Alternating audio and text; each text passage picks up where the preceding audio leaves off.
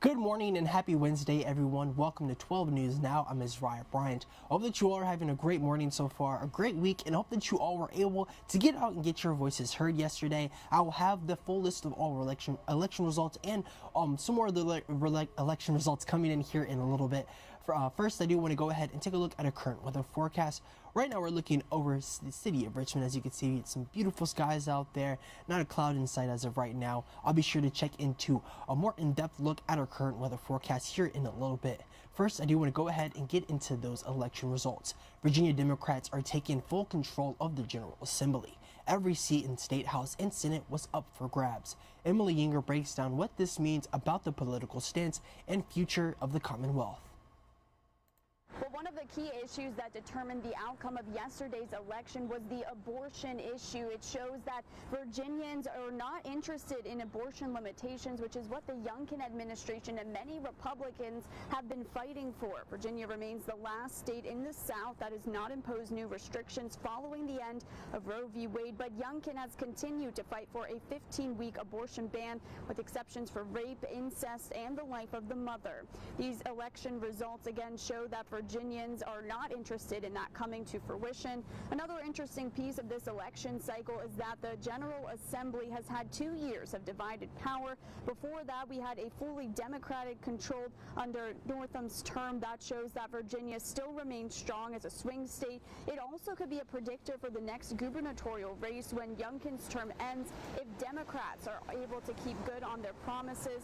But time, of course, will tell. Virginia Democrats said in a statement, in part, voters across Virginia voted for leadership that will protect their abortion rights, keep guns out of the wrong hands, and lower costs for Virginia's families.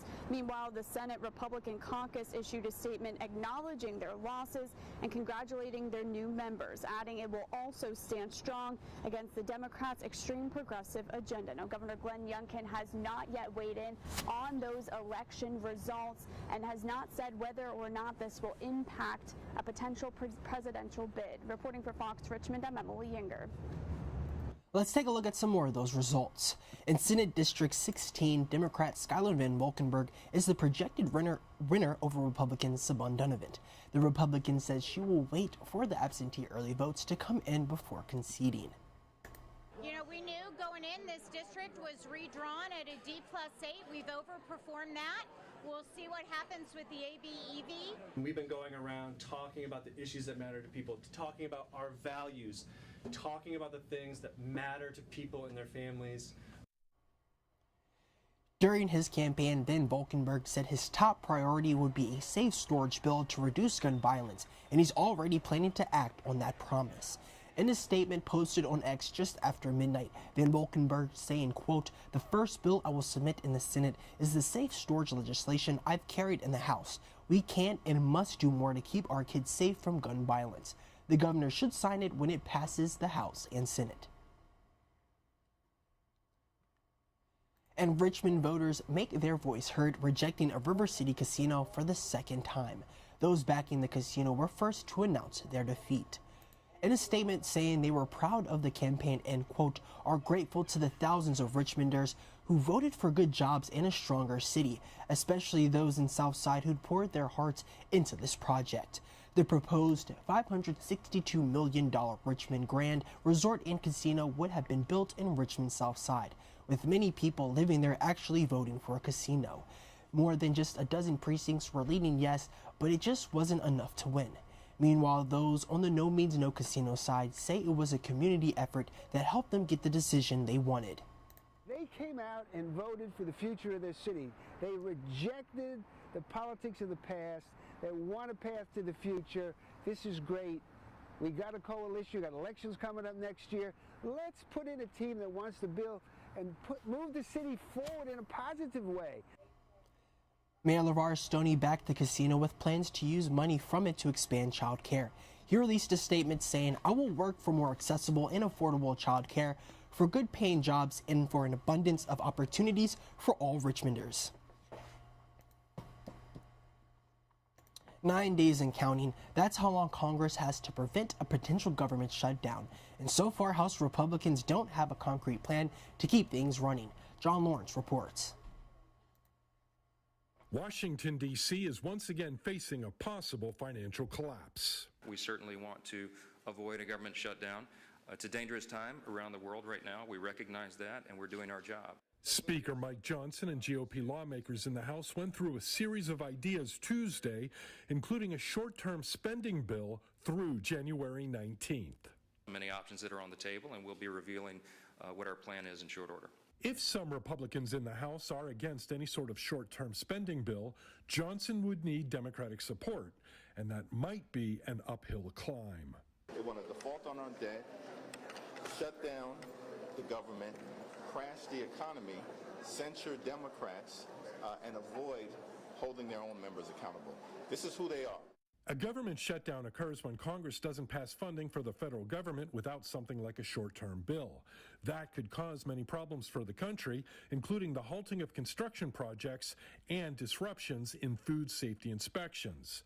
Johnson has until November 17th to deal with his conference, the Democratic-controlled Senate, and the Biden White House. Bipartisanship is the word. Just one side passing a bill just with one party and sending it over is not going to be a very good way to move things forward. I'm John Lawrence reporting. And Governor Youngkin declares a state of emergency as wildfires rage in 2 Virginia counties. The largest is in the Quaker Run fire in Madison County. It has now burned 2,800 acres, including nearly 700 acres within Shenandoah National Park. National Guard helicopters are being used to fight the fire, and another wildfire is burning in Patrick County. It's about 500 acres and only 10% contained. We'll be sure to keep you all updated with the latest coming out of this. And before we head out this morning, city officials need your help to make the roads in Richmond safer.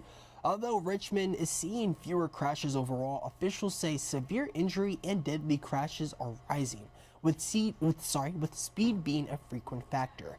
The Department of Public Works will host a speeding symposium today, and neighbors can learn more about efforts to manage speed and make streets safer. That'll be from 5:30 to 8 at Main Street Station. Well, alrighty, that pretty much concludes all the news that you all need to know this morning. Thank you all so much for joining me. Before we head out, though, let's go ahead and check into our latest weather forecast. Right now, we're looking over in our tower cam over the city of Richmond. I do want to go ahead and load in our other weather map, too, just so we could see what our other Central Virginia viewing areas are looking like on this beautiful Wednesday morning. Alrighty, right now, I loaded in our B&W Builders WeatherNet. Over in Midlothian, it is 58. Over in Henrico, it is 60. And over in Richmond, it is 58 as well, too. We're seeing mostly sunny skies out there, a bit cooler. Highs are going to be in the upper 60s with some light winds. Then tomorrow, we're seeing some mostly sunny skies. It is going to be breezy with near record warmth. Lows are going to be in the low 50s. Highs are going to be in the near 80s. And there was a record set back in 1986 of 81, so we'll be watching that closely to see if we can break that record. But make sure you download our NBC 12 First Alert Weather app. That way you can stay up to date with any new or unexpected weather conditions coming into your area. And also, too, be sure to join us coming up at 11 for 12 News Before Noon. We'll have some more news and weather in those shows as well. But I do want to thank you all so much for joining me. I want to thank all my Facebook family on the live stream that are joining me. I hope that you all are having a great day and a great week as well, too. And I want to say hello to everyone on my Instagram stream as well, too, Bulldog1000. I hope that you're having a great day, and thank you for joining me. But that pretty much concludes all the news that you all need to know. Be sure to join me back here at 1 p.m. today. I'll have some more news to get your afternoon started. But thank you all again. I hope that you all have a great rest of your morning and a great rest of your day. Have a good one.